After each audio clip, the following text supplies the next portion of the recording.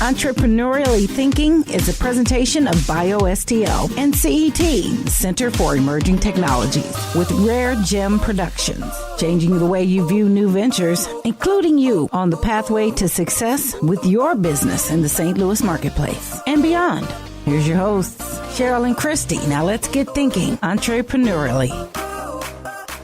Welcome back to the Entrepreneurially Thinking podcast. Our goal is to broaden your entrepreneurial mindset and create pathways for business success in the St. Louis marketplace and beyond. I'm Christy-Maxfield. And I'm Dr. Cheryl-Watkins-Moore. I lead our inclusion initiative for the St. Louis region for BioSTL. Hey, Miss Christy. How are you, dear? I am well. Excellent. I think we are doing something. 8th season? 8th season. We'll hit our 100th show Woo-hoo. Any minute now. Oh, wow. That means we'll also have 2 years worth under our of belt. Recordings by the time we're done with season 8. Wow. Under our belt. Yes. Wow. Yes, we have content. We are creating the content. Capital C. We need to be contacting CBS. Okay. You get us the lineup. We'll be there. On their lineup. I like it.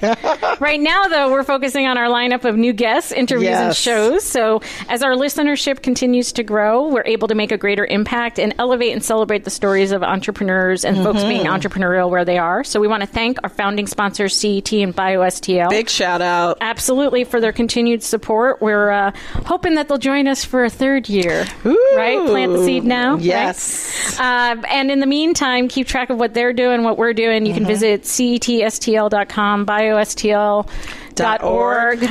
We've got all sorts of great things going on. You can check out Vision, which is on October 19th, and all sorts of other stuff. So if you miss something, you can get in the queue for next year and make sure that you don't miss it again. So we just want to remind you to spread the word, share our podcast, give a shout out to your favorite guests, invite friends to subscribe. Find us wherever you find your favorite podcast, whether that's iTunes, Spreaker, Facebook, LinkedIn. Make sure that you're wherever you are, we want to be. Is that the line, my friend? It. All right. That's awesome. It. So what are we doing today? So, immigrants. We're going to be talking about this population, which I think is really, really interesting.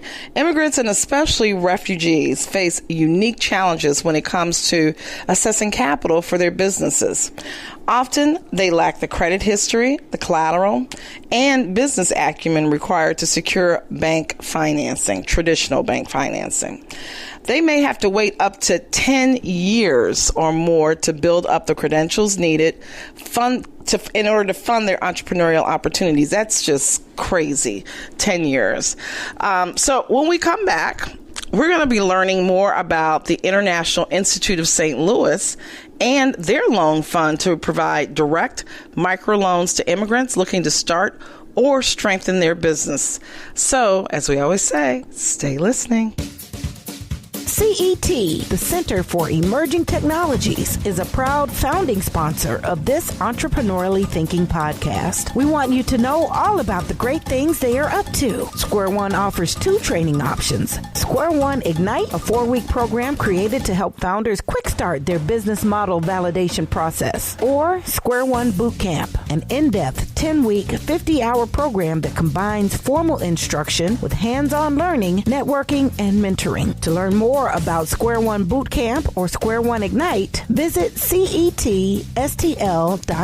And for your renewed and continuing support, CET, we say thank you. So my name is Diego-Abente, and I am the Vice President for Economic Development Services at the International Institute and the President of our Community Development Corporation. And entrepreneurial thinking to me means thinking outside of the box about how to create a stronger community, putting the resources that we have as human beings together to create a better life for all of us as a community.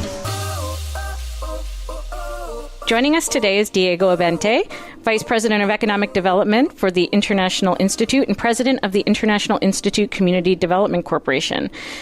Those of us who are from St. Louis are usually very familiar with this. We have one of the oldest and largest international institutes, which is a refugee relocation agency, among other things. But for those our listeners who are outside of the region, this is an organization whose mission it is to help immigrants and their families become secure and successful in our community and to promote the value of ethnic diversity in the social, cultural, and economic regions of life. And Diego also leads the International Institute's Business Solutions Center, which provides interpretation, translation services, cultural competency training, and a whole bunch of other things. So, Diego, thank you so much for making time to be with us You are today. busy. How did you even have time to come over here? He's vice president, president, leader. Wow. You know. And also president. And I'll say I'm a little bit sad that I wasn't invited to the 100th episode, which is, I hear, coming up really, really soon. Well. But nonetheless, grateful for the invitation. Okay. Dang, I didn't know we could raffle it off. We should have done. We could have. I would have put my name in the hat if you'd let me know. And we got burned on that. 150. Here we come. Don't tell number 99 that 100 is coming up, because they'll know. That's right. Just saying. Okay. It's always good to get a note like that. This is going to be an interesting conversation, folks. Buckle up. So, Diego, when you're not here reminding us of how inappropriate we are to invite you to not be the 100th guest, how do you balance all of these responsibilities at the International Institute? That is a good question, and I think the answer is that it's a labor of love, and it's very personal to me. My personal story is that my family came here as refugees way back in the mid-'70s, and I'll start by dating myself. Awesome. From where? And we came from Paraguay, South America. It's a small little country in the heart of South America.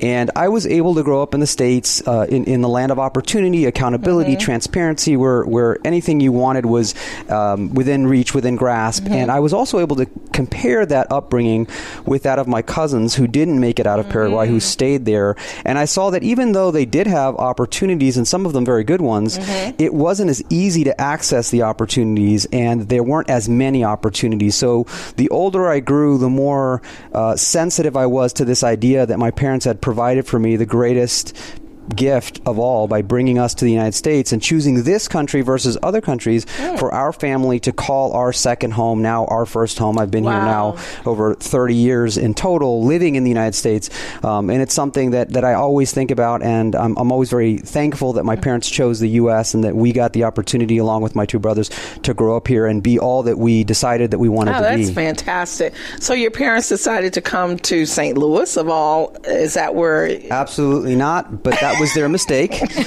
No, we first were resettled in New Mexico, and it was because my dad was finishing his PhD in political science, and the University of New Mexico was the place he was going to finish his education. We then moved to Oxford, Ohio, which is just outside of Cincinnati, where he took a job as a professor at Miami University of Ohio, and that was my stomping ground as a child. That's where I grew up. So I would say, now that I've been in St. Louis for almost seven years, that it's a very similar feel, Oxford to St. Louis, and that's why I find that St. Louis is the home I never knew I always had. So what brought you to St. Louis? Why did you choose to? We actually, my wife and I made a conscious choice to come to St. Louis. It wasn't my love husband or and I other too. things. I mean, technically love because he's, a Missouri-born boy, but St. Louis was a purposeful decision on our part. Absolutely. We got married, and we had a short list of, we lived in D.C. at the time of getting married. We both worked in nonprofits and wanted to continue to work in nonprofits.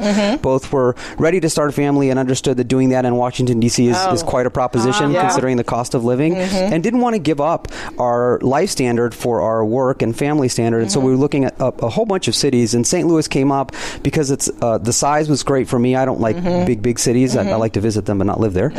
And we loved the fact that there were so many great universities right in the city center core, that it was an up-and-coming city in terms of the investment in the downtown and the midtown cores, that there were all these really distinct, beautiful neighborhoods that one could identify with, great parks, great things to do with your free time, and a lot of really interesting professional opportunities as well. So it kind of trickled up to the top of our list, and we decided that this was the place, and that was 7 years ago. 7 years, 2 kids, and a dog ago. And we haven't looked back. Yes, that's exactly how we mark time. Oh, wow. And how does the work that you're doing here, how is that complementary to or similar to the work you were doing in D.C. and other places? So in D.C., both my wife and I were working in international development. So we were helping developing countries become more accountable, transparent, provide better health care for their people. And the beautiful transition that I was able to line up is that when I was looking for jobs, as we were sort of honing in on St. Louis, the International Institute, where I now work, had a position open for loan fund manager. They had a sort of really young loan fund that they were trying to strengthen and expand, and they were looking for someone who could manage the portfolio to make sure that we were making good loans and make sure that those loans were also expanding in size and volume. And that's something that I had a little bit of experience with, and I was very passionate about, providing economic opportunities for immigrants, the same opportunities my family was provided many years ago. And so it was just a perfect fit, paying it forward every single day. That's what keeps me energized, motivated, and able to juggle all the balls that I have to juggle as I continue my work at the Institute. Wow. That's amazing. So economic development through the lens of really supporting immigrants in their entrepreneurship and looking at that. What makes your fund different? What a microloan? Can you kind of unpack some of what who it's available to, what it does? Right. So the easiest question to answer there is who's it available to, and it's available to anybody who wasn't born in the United States. Then the question becomes, well, why make that distinction? What's the difference? Why is it important to make that distinction? And the reason is that as immigrants arrive to the United States and they're thinking about starting a business because they never had that opportunity in the country they came from, or it was stripped from them because they were forced to move out of that country and now they're in the U.S.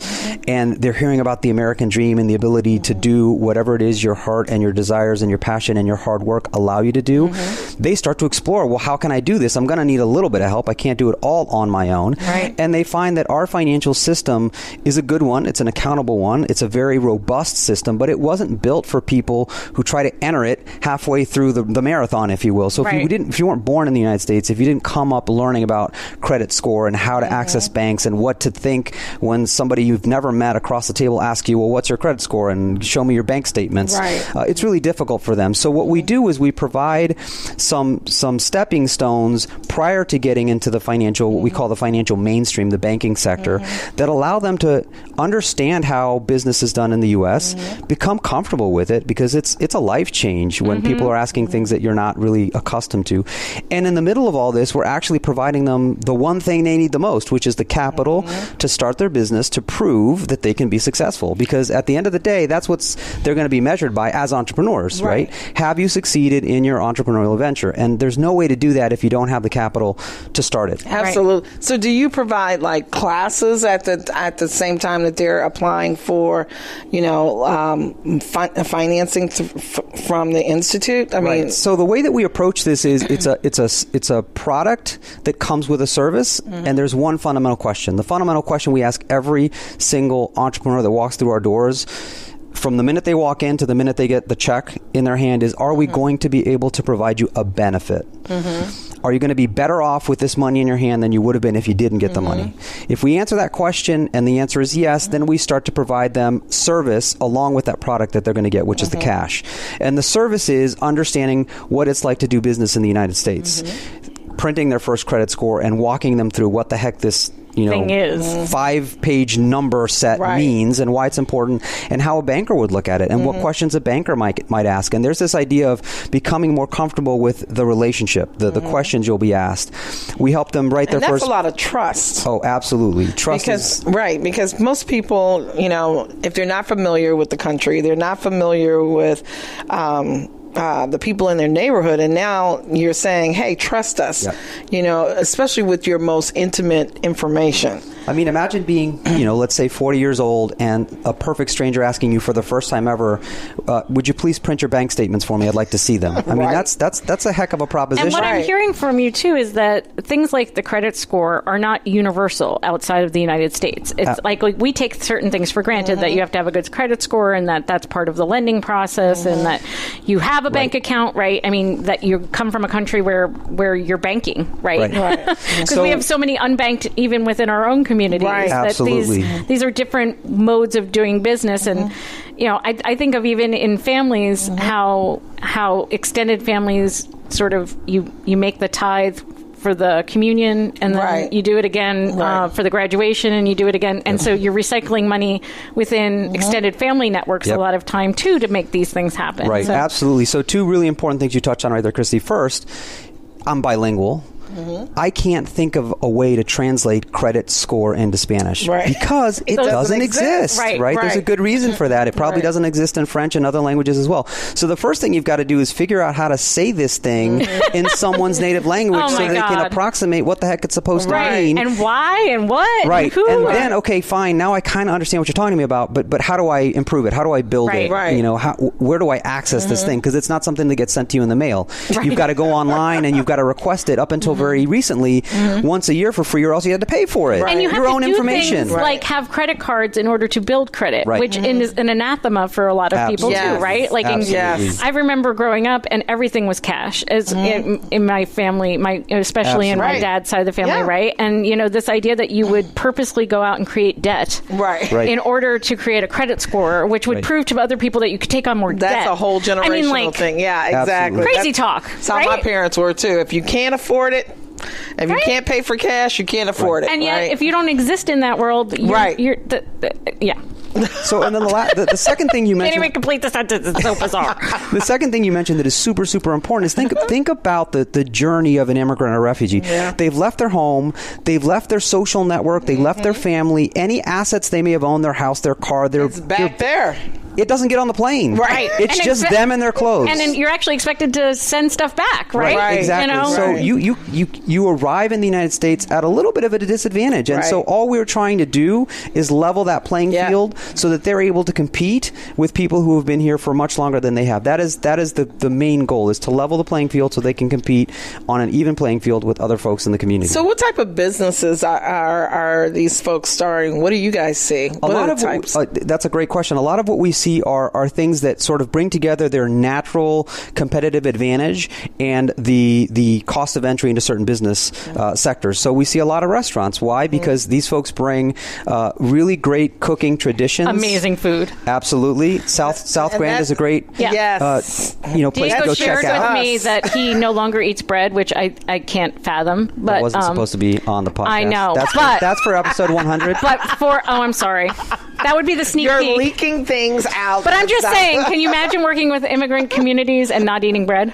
What do you mean not eating bread? It's unfortunate but true. Yes, I have given up bread. It is. It's a segue I probably shouldn't have introduced in here. Yes, but restaurants, right? Yes. I mean, because there's amazing food. Yes. There's amazing food. Yeah. But no, so they've got this natural ability to cook food. If they can marry that with business acumen, the understanding for how to do that at scale and providing revenue over expenses, then they have the pieces of the puzzle that will make them a successful entrepreneur. And I'll say one last thing.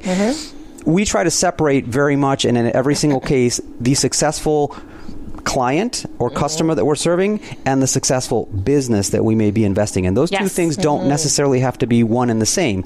So if someone is able to start a business, but the business does not succeed, as long as they have serviced their debts responsibly, learned their lessons, and understood how to either pivot into something else or something different or back into the workforce, that is the success of the person. And that's the success that we're really trying to drive, the success of the people who own, start, grow, or pivot out of those businesses. Right. And that's akin to a lot of the work that we do, where we're really supporting entrepreneur development, not necessarily venture development, right? We talk about the idea that you might persevere, pivot, perish, partner. We've got all sorts of P's going on now, right? But there's lots of ways to be entrepreneurial and lots of lessons to learn in entrepreneurship. And that it doesn't always look, and I really appreciate that distinction between the person and their ability to be entrepreneurial and whether or not a given venture is successful. Absolutely. And I was going to ask you, what are the obstacles, challenges for a business that wasn't successful? Why weren't they? Have you guys? A lot of times, it's a factor and a function of the lack of an adequate management team.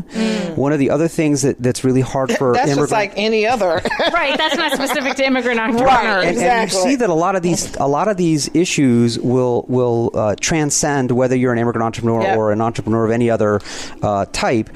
The piece around management teams, I think that they struggle with, especially and different from an entrepreneur who was born and bred in the United States, is that they have been asked to go it alone as an entrepreneur, as an immigrant, right? They've gotten on that plane by themselves, and then they've arrived here and they've pull themselves up by their bootstraps at least once by themselves. And now you're saying, okay, now it's time to stop doing that and trust other people to their expertise and take their advice to heart because they know better than you. And I know that's a hard thing to ask you to do because you're literally turning on a coin. That's what's really hard for them. The resources are out there. The interest is out there. People who want to help are, I'm sure you see this a lot. They're always out there. The problem is the entrepreneur has to be willing to allow that advice to trust that advice to take root within the business idea so that it can continue to grow. That's amazing. And we're going to continue that conversation as soon as we come back. BioSTL is a proud founding sponsor of this Entrepreneurially Thinking podcast, and we want you to know all about the great things they are up to. BioSTL Fundamentals is an entrepreneur development program targeted to founders wishing to start a company in the bioscience space, including therapeutic products, diagnostic products, medical devices, animal and crop agriculture products, and research tools. Participants earn resources by achieving specific coaching goals. You can learn more about BioSTL Fundamentals by visiting biostl.org. And for your renewed and continuing support, BioSTL, we say thank you. This is Eugene Potts with Original Gents from St. Louis, Missouri. Entrepreneurial thinking, to me, means that you have 24 hours in a day. You might work 8 hours for somebody else, but the rest of the day is yours. So don't let anything stop you from doing so. So, Diego, in addition to challenges like trust and being able to transition to working with a team and acclimating yourself to a different business environment than perhaps you grew up in, what do we also see in terms of unique challenges that immigrant entrepreneurs might be facing, whether it's related to their education or their fallback position? Right, because what happens if it fails? What happens if the venture fails? So, normally many of our entrepreneurs, especially if they have college degrees or something like that, they can leverage that and go find a job in corporate. How does that work for immigrant entrepreneurs? That's a great question. And what we found in our experience is that our entrepreneurs tend to be more successful when you compare them to folks who are native born, in that the BLS reports that about half of the businesses that are started in a given year will have closed by their third year of existence. Entrepreneurs or immigrant entrepreneurs are closer to 65%. So they're more likely to be open 3 years down the road. Question being, why is that? I think part of it has to do with the fact that they don't have a fallback. Right. They have to succeed. Failure is not an option. Failure is not an option. They have to succeed because if they don't, they will not be able to provide for themselves and their family, and they will not be able to integrate into the community in a way that they want to be able to integrate. Right? They want to be productive. They want to contribute to the community, and this is the way that they can do it. There is no plan B or 2.0. And many of them are well educated in their country, especially if you're in medicine. Here. Right, you can't use a degree or to do it would be arduous. Absolutely arduous, time consuming, extremely expensive, and in a sense, imagine if I said to you, you can do this thing that's similar to what you're doing right now, but in order to do that, you're going to have to go back to college for another 4 years, take all the exams, and all the stuff you've already done, actually. Again, and then we'll be good. How many people would actually say, yeah, I'll do that? Right. So they take that knowledge, that experience, that passion, and they apply it to an entrepreneurial venture. They don't have a fallback, and that's the recipe for tremendous success. Right. And they're bringing families over. So it's not like you're coming by yourself. Absolutely. So if you fail, it's okay. You've got other people depending on you. People depend on you. Your kids depend on you. You're trying to, provide for your children. You're trying to give your children, as we all do, a better future than the one you had. And it's all on your shoulders as the entrepreneur. And earlier you had said, part of being in the States allows you to open up your potential thinking and explore opportunities that may not have been available in your country of origin. And then on the flip side, there are a whole bunch of things you can't do once you come here for a variety of reasons. And so you have to open up your thinking because otherwise there is no path forward, right? And so the opportunity and the necessity become these Reinforcing circumstances there. That's That's a really different framework than I think a lot of people think about immigrants and immigrant entrepreneurs. There's all sorts of rhetoric about why people come to the country and what benefits they derive from coming to this country and whether or not they should be able to derive those benefits from. But we also know statistically that immigrant entrepreneurs are actually growing more small businesses than almost any other segment. We know Black women are building more small businesses, and immigrant entrepreneurs are close behind, if not, competitive in that space. So we look at these two populations that traditionally have been under-resourced, underestimated, and yet they're creating some of the greatest job opportunities. So besides restaurants, which I think is a natural corollary, right? What other kind of businesses do you see folks building in that space? So we've seen a couple of IT support businesses, folks that have had some experience in their home country in actually building IT infrastructure because they're developing countries, and they've brought that resourcefulness to the United States, and they've been able to leverage that into a business. We've seen a lot of trucking businesses. There's a great demand in over the road long haul trucking. I just saw that on the highway where people are asking for drivers. Yep, it's a hard job. Wow. And guess what? These people are willing to do it because they don't have a fallback, because they have to provide, and because for them, they are grateful they have a good paying job that is safe, that provides them a future. I wanted to do that in college over the summer, and my dad looked at me and said, you don't know how to change your tires, so how the hell are you going to drive a truck? I paid money to see that, just so you know. I thought I could see the world like you that. You could see the world. You could. Most of them drive at night, though, so that's... Oh, yeah, that would work for me, right?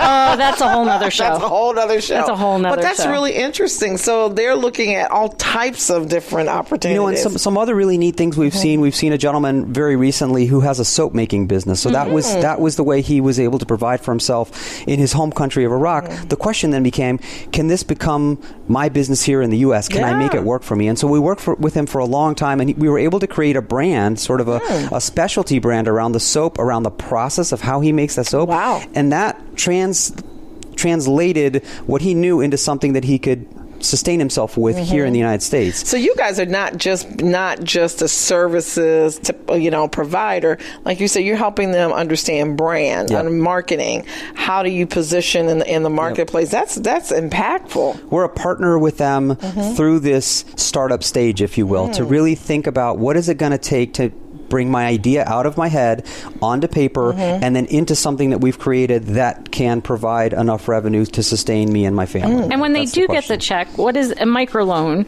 Is that $500, $1,000? What does that typically take to help one of these entrepreneurs launch? Right. So microloans can go anywhere from as low as $500 to as much as $50,000, and we can provide loans within that spectrum.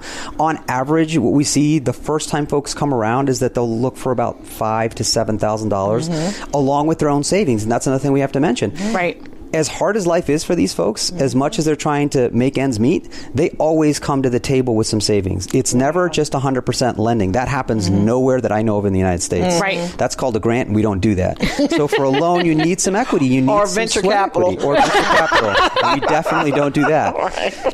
But so we want them to demonstrate that they're able to save some money, that they're able to put some of their own skin in the game and some reputational risk for themselves as well. So they're coming to the table with that, and with $5,000 to $7,000, they're starting their business. And if they're successful, they may need one, or in very few cases, a third additional round of funding from us before they're ready to go to a bank. And it's been 3 years, right? And they can say to the bank, "Here are 3 years of revenues and expenses, and you can tell that I'm making money, and I've got a credit score that I can print out and speak to, and I'm not put off by these weird questions you're asking me about my personal finances, and I can present myself as an entrepreneur, as a business owner." Do you have any stories at the top of your head where somebody has come to you and has now transitioned? They've gotten a bank loan. The business is doing very well. So we had a gentleman come to us. He actually worked for the U.S. military in Iraq as a translator. They were very successful before the war started. They started to lose their property because of the war. During the war, they made a choice to support the U.S. and the push for democracy in Iraq. And as a result of that, when the war was over, it was no longer safe for them to stay. So they came over. before as what's called a special immigrant visa because of the work that they've done for the U.S. military over there. And they were very entrepreneurial, but they'd lost everything in the war. So it was very frustrating for them. They went to a bank. They knew what a bank was. But when they sat down and the bankers asked them all these questions we've shared here, they had no answers. So finally they came to us and they said, we hear you guys make loans to people who don't have, and they had all the words. They didn't know what they meant. So credit score, this, that, and the other. And we said, that's what we do. We work with them. We help them start a business. They started a gas station business down in the South Side. And they've leveraged that. We asked them all the questions about credit score. We printed their credit score. To walk them through what it should look like, what they were missing. And they were really, really, really frustrated with us in the beginning. All these questions you guys ask, what is this all about? All we want to do is take our money and create success. How hard can that? I mean, they were literally... Let's have a meal and make a deal. They were thinking that, there was something wrong with us because to them it was very evident that they had a great plan. Sure. So we took all that great energy and frustration and we channeled it into what's called the business plan and financial projections and so on and so forth. And they got their money and they started the gas station. I don't think it was 3 months before they opened a second location. And then about 12 months into a 5-year amortization, a 5-year loan, I got a call from a bank saying, your client so-and-so has reached out to us. They're looking to buy some commercial property, and we'd like to do that for them, and we noticed that they had this loan with you, and we're going to go ahead and refinance that. 10-year term, half the interest rate that we were offering them because they're a bank and they can do that. And, I'm doing a little dance in my office because that's exactly what we wanted. And the gentleman came back in after the call, and he said, I hope you got a call from my banker with total respect. They were offering me better terms. So he was actually a little bit sorry that he was going with someone else. And I was like, no, this is perfect. Is what's supposed this to is happen. what success looks like. You've graduated. And he said, the one thing I laughed at the most when I was sitting down at the bank is he asked me all the same questions that you asked me. And I said to him at one point, why are you asking me the questions that Diego asked me? And then I got it. The little light bulb went off in his head, and he said, oh, I get it. They were preparing me for this. And now I'm prepared, and I'm actually, I'm enjoying this conversation that I'm having with this banker versus feeling extremely awkward and sort of vulnerable. Exactly. Yeah. And so that is what success kind of sounds like from the voice of the entrepreneur. Do you have any folks who come back and mentor others? So now that they've been through that and can say, I know you're frustrated. I know you don't understand why they're asking you all these questions, but trust me. In the most popular sort of business sectors that we fund folks, yes. One of them is car dealerships. That's something also that because of the cost of entry can be extremely easy to get into, and there's a high turnover, so you can generate cash quickly. But you got to know what you're doing to be able to scale. It's different, selling 1 car, 2 cars, and 15 cars. It's a very different sort of business model. And so some of our car dealership folks have come back and mentored people from their communities and said, I'm going to show you how to do this, and I'm going to help you avoid all of the pitfalls I had to go through in order to get to where I am. And we've seen a lot of success. In fact, if they come back, if we interact with somebody who's being mentored by a former client, we take that into account in our underwriting criteria as a positive demonstration of their ability to succeed as an entrepreneur and as a business. That's amazing, because you would think that they wouldn't, especially if they're in the same competitive space, that they would give that opportunity to mentor and to support. But that's exciting. It's also, I think, a demonstration of their understanding of the market. The market is big enough, right? We don't have to try to elbow ourselves out of here because there's more than enough demand for all of us to be in here. In fact, the better the options for folks, the better it is for us as business owners, because more people will demand the product if more people hear that there is choice and there are good options out there for them. Competition. Absolutely. Competition. So how can we help immigrant entrepreneurs in our community? What can we do as consumers and other folks who are interested in helping them be successful? Well, one easy thing we mentioned earlier is to go out and eat foods from other countries, ethnic foods, and bread. Bread and pasta included, and enjoy those things because you guys can. Right. It takes a village of food. Diego will just be sitting at the table, not eating bread. I will be at the next table eating my bowl of salad. Okay, there we go. But that's a good thing. I think we have to be welcoming in the way that we speak to each other and the way that we interact with people. If you cross somebody on the street or in your professional day that looks different, that sounds different, engage with them, learn about them, and teach them about who you are, because the three of us here sitting together are very different in our backgrounds and what we represent as Americans, and we can learn from each other in the same way that we could if a fourth person was in here from Lesotho.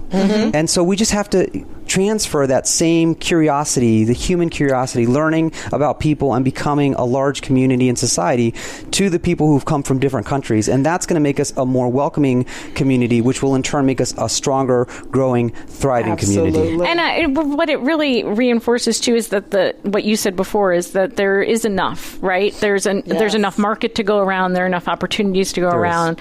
There's enough money to go around. Doesn't always feel like it, right? And this is what this country is about. But there's enough fabric. And so one person winning doesn't mean that other people have to necessarily lose. Exactly. But it means that things might be redistributed differently. And I think about the jobs that get created, and then those families get to go off and spend money in other businesses, right? And then that's how it all works. Is when we all have enough, we can support each other. It's always been ways. The way of this country, where you had people who came here and became very successful and started businesses. It's just in the recent. We forget that recently. Yeah, we have forgotten that everybody was an immigrant except for the Native Americans that lived here. Absolutely. Okay. So think about this. To immigrate is to be entrepreneurial, right? You're taking on this grandiose task to better yourself and your family. Yes. That's what created America. Right. Entrepreneurs who got on a boat for months at a time and braved the big ocean to get over here and create a better life for them. That's not any different than what's happening right here, right now, today. And then the internal migration that has happened throughout it's always been about seeking a better life, creating opportunity. And for many of us that were forced on a boat and worked here, we helped to create this great country as well. You've made this country yours. Everyone has. Right? And exactly. So history is repeating itself. Yes. The same things I would that just made say us to greater. people, be open to that. Like you said, Absolutely. Be open to different people, because everybody brings different value, and we need to just be conscious of everyone brings value. I think a lot of times we have zero challenges agreeing on numbers and facts and objective data. What we struggle with is the most important part, which is that human connection. If we make that human connection, all the rest of that stuff just makes a lot of sense. Right. But if we have misconceptions, or if we have lack of information on just who we are as human beings, then it makes it really hard to believe the data and the numbers and all that stuff that follows. And I think that's where the disconnect is. We just have to be good human beings and learn about each other, and all the rest of it will follow. You guys are doing great work over there, man. I think that's fantastic for you guys to be an organization for people who come here, might not have anything to their name but what their shirt on their back, and being able to help them be successful in this country. My hat is off to you and what you're doing. Well, thank you. We look forward to continuing to do the good work and to continuing to helping this community grow and be stronger and thrive. So, Diego, if I'm an immigrant who's interested in entrepreneurship or building my credit score, getting connected into American banking system, where can people find you and the work that you're doing with the International Institute? So you can find us on the web at www.iistl.org. You can also find us at our location at 3401 Arsenal Street. And you can also find us on Facebook as International Institute. Fantastic. Great. So make sure that if you're able to, you're supporting the immigrant entrepreneurs in your community. If you're an aspiring entrepreneur, there's lots of resources available. Absolutely. And folks who are eager to help you get connected. So thank you again for making time for us today. Appreciate it. I'll be back in 4 episodes? Yes, of course. Exactly. I'll just hang around right here. I think actually what we'll do is just make sure that you are every milestone. Thank you. From here on out. 200. We'll just keep checking in. I don't know if you're doing 100 years You'll or 50 just have to check in with new stories and, This couch is comfortable. I don't have to go anywhere. Awesome. Wonderful. Great. Looking forward to it. All right. Thanks a lot, guys. Thank you. Changing the way you view new ventures, igniting your thinking about entrepreneurship. It's Entrepreneurially Thinking. Get connected and discover more. Visit our website for show notes, resources, information about our guests, upcoming events, and of course, all your favorite episodes. If you have any questions, be sure to leave them for us in the comment sections, and be sure to leave us a 5-star rating on iTunes. The best way to show love is to share. Let everybody know that you're thinking entrepreneurially. So visit our website, entrepreneurially-thinking.com. #ETHINKSTL. Entrepreneurially Thinking is another positive production of Rare Gem Productions. Thanks for listening.